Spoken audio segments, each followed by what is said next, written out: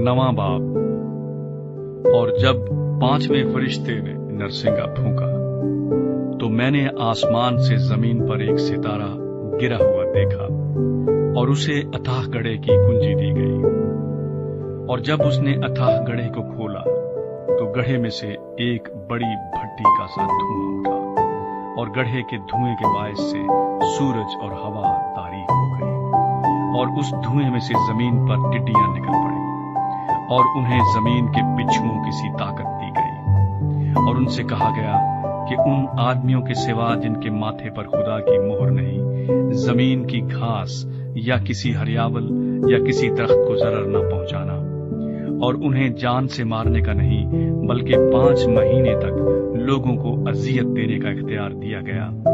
और उनकी अजियत ऐसी थी जैसे बिच्छू के डंग मारने से आदमी को होती है। उन दिनों में आदमी मौत ढूंढेंगे मगर हरगिज न पाएंगे और मरने की आरजू करेंगे और मौत उनसे भागेगी। और उन टिड्डियों की सूरतें उन घोड़ों की सी थी जो लड़ाई के लिए तैयार किए गए हों। और उनके सरों पर गोया सोने के ताज थे और उनके चेहरे आदमियों के से थे और बाल औरतों के से थे और दांत बब्बर के से। और उनके पास लोहे के से पत्थर थे और उनके परों की आवाज ऐसी थी जैसे रथों और बहुत से घोड़ों की जो लड़ाई में दौड़ते हों। और उनकी दुमें बिच्छुओं की सी थी और उनमें डंक भी थे और उनकी दुमों में 5 महीने तक आदमियों को जरर पहुंचाने की ताकत थी।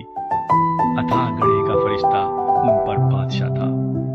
उसका नाम इब्रानी में अबद्दून और यूनानी में उपलियून है।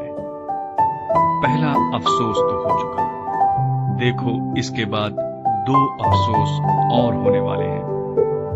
और जब छठे फरिश्ते ने नरसिंगा फूंका तो मैंने उस सुनहरी कुर्बान गाह के सींगों में से जो खुदा के सामने है ऐसी आवाज सुनी कि उस छठे फरिश्ते से जिसके पास नरसिंगा था कोई कह रहा है कि बड़े दरिया यानी फरात के पास जो 4 फरिश्ते बंधे हुए हैं उन्हें खोल दे।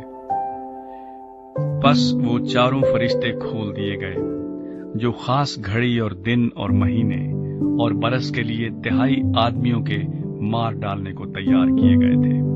और फौजों के सवार शुमार में 20 करोड़ थे।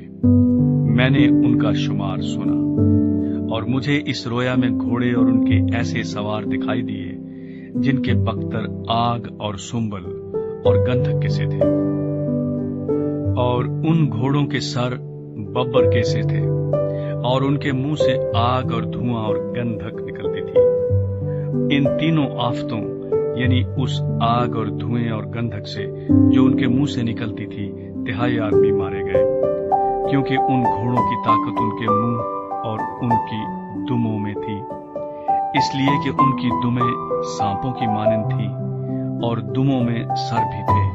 उन्हीं से वो जरर पहुंचाते थे।